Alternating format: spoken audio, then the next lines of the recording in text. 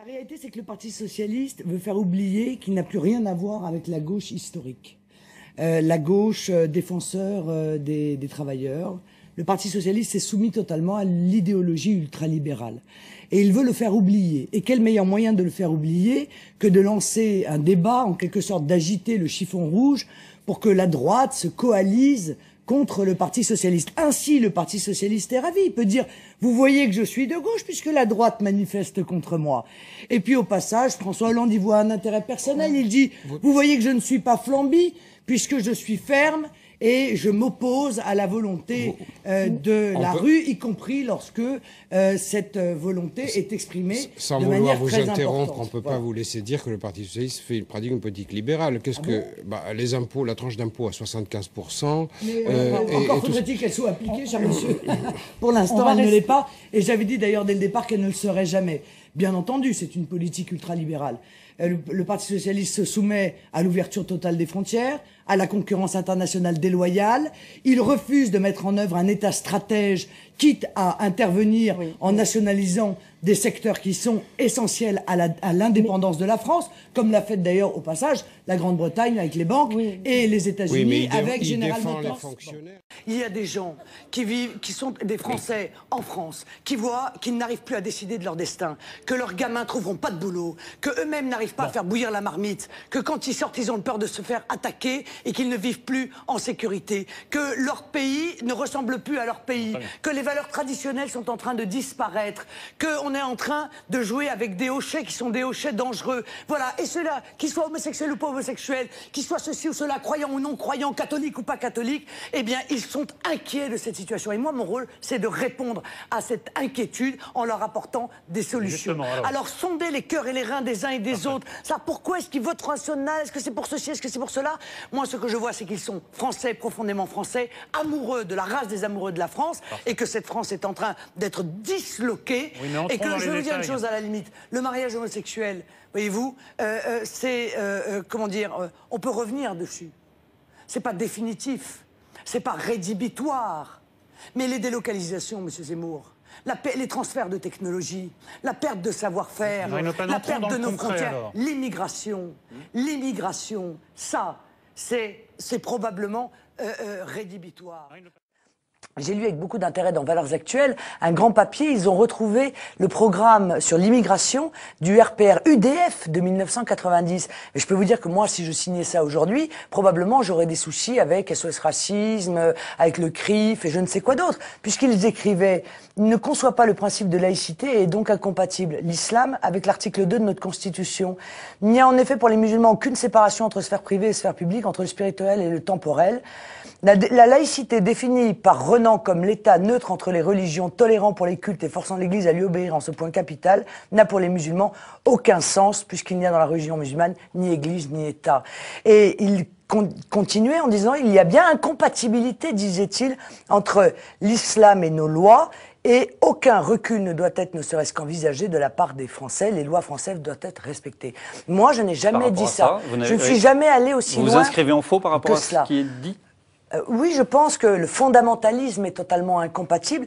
Je pense qu'il faut laisser la possibilité aux musulmans de prouver qu'il peut y avoir l'exercice du culte musulman en respectant les lois de la République. Mais pour ça, ils doivent sortir des rangs, les musulmans laïcs, et participer avec nous au combat contre le fondamentalisme. Alors, ce texte-là, qui l'a signé? Parce que moi, j'aime bien avoir de la mémoire. Madame Alliot-Marie, Madame Bachelot, Monsieur Balladur, Monsieur Bayrou, Monsieur Chirac, Monsieur Valéry Giscard d'Estaing, Monsieur Juppé, tiens, les grands donneurs de leçons qui aujourd'hui disent que le Front National est le diable, qu'il est anti-républicain à cause de ses prises de position sur l'immigration et sur la laïcité.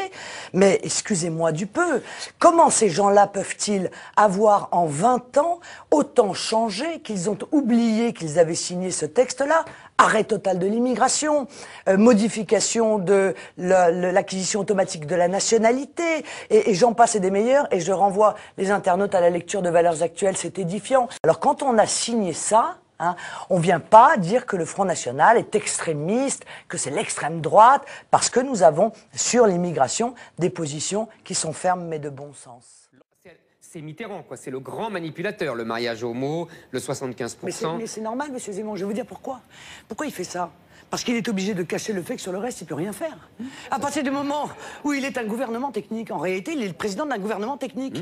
Et il reçoit la feuille de route de l'Union européenne qui lui dit, bon ben voilà, mois de novembre ça, mois de décembre ça, mois de janvier, février, mars, avril. Bon, il faut bien qu'il fasse croire à quelqu'un qu'il a un minimum de pouvoir. Alors on lance une proposition dont on sait que de toute façon elle passera pas, parce que ses copains veulent pas qu'elle passe, parce que les footballeurs qu'il apprécie énormément, les chanteurs, les acteurs, les saltimbanques, évidemment, sont montés dans son bureau, exactement comme le micro-lobby LGBT reçu en 24 heures sur simple demande, en disant, écoute, François, sois mignon quand même, t'es bien gentil, mais enfin, tu vas pas quand même taper dans notre cagnotte. Ouais, mais alors pourquoi... Il n'en demeure pas moins qu'il y a des catégories, qu'elles soient des entreprises, et notamment les TPE, PME, PMI, ou que ce soit les classes moyennes, qui voient peser sur elles un poids absolument excessif de l'impôt, alors que d'autres qui sont dans les hautes sphères s'en débarrassent assez facilement. C'est à cette injustice-là, immédiatement, qu'il fallait s'attaquer, mais ça, bien entendu, M. Hollande s'est bien privé de le faire.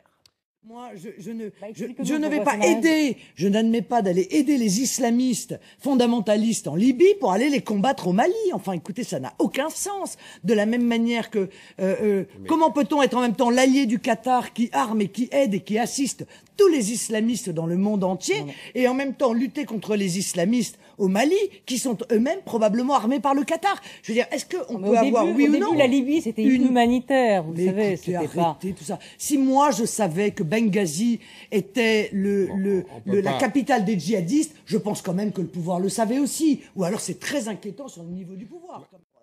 Ce que je trouve étonnant, et d'ailleurs vous le dites vous-même, vous dites, il a effrayé ses partenaires européens en proposant quoi? En proposant de demander au peuple anglais ce qu'il en pense. Bon, ça veut donc bien dire que l'Union européenne s'est construite aujourd'hui, est devenue l'Union soviétique européenne, c'est-à-dire que le peuple lui fait peur. Les peuples font peur à l'Union européenne, et à juste titre. Parce que les peuples sont en train de comprendre que l'Union européenne, loin de leur apporter la prospérité, la sécurité, la défense de leur identité, en réalité, n'a eu de cesse que d'affaiblir les différents peuples. Alors oui, moi aussi, j'aimerais bien, effectivement, que le peuple français soit, consulté, mais aussi entendu, parce que, permettez-moi, j'ai le douloureux souvenir de 2005, où les Français ont dit non à la Constitution européenne, et où l'ensemble de la classe politique, droite-gauche, confondue, main dans la main, a tout de même imposé la Constitution européenne au peuple français. Une autre. C'est extrêmement concret. Parce qu'encore une fois, les conséquences de la politique de l'Union européenne, ils la vivent au quotidien. L'augmentation spectaculaire des prix à la suite de l'euro, ils l'ont vécu là dans les 10 dernières années. La perte de compétitivité liée à l'euro cher, ils le vivent tous les jours parce que c'est le chômage de leurs gamins, c'est le chômage de leurs conjoints, etc., etc. L'absence de patriotisme économique qui fait qu'ils voient les entreprises délocalisées, ça, ils le voient bien tous les jours, les Français, ils s'en rendent bien compte quand même.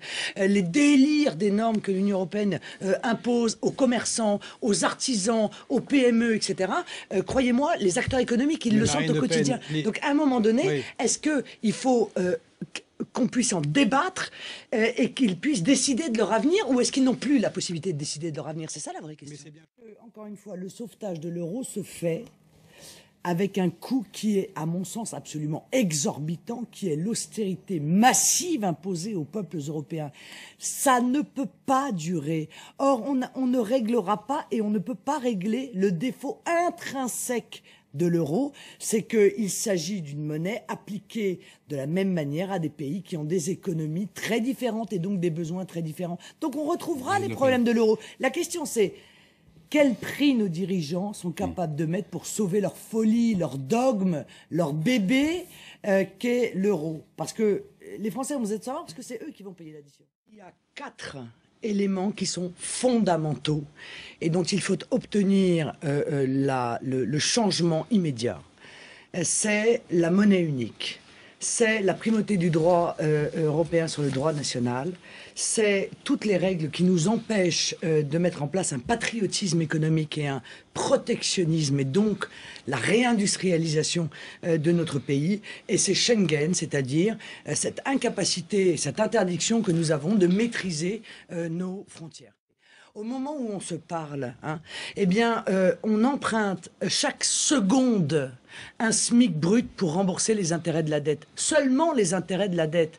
Pour le reste, on emprunte 10 000 euros par seconde. Alors, mais est-ce que vous imaginez, comment est-ce que que nous disent ceux qui nous gouvernent sur la date à laquelle, dans leur esprit, on pourra commencer à rembourser le capital de la dette? La réponse est jamais.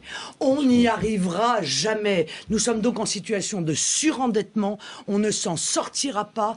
Et moi, je crois qu'il n'y a qu'une seule façon de s'en sortir, c'est de changer le modèle économique.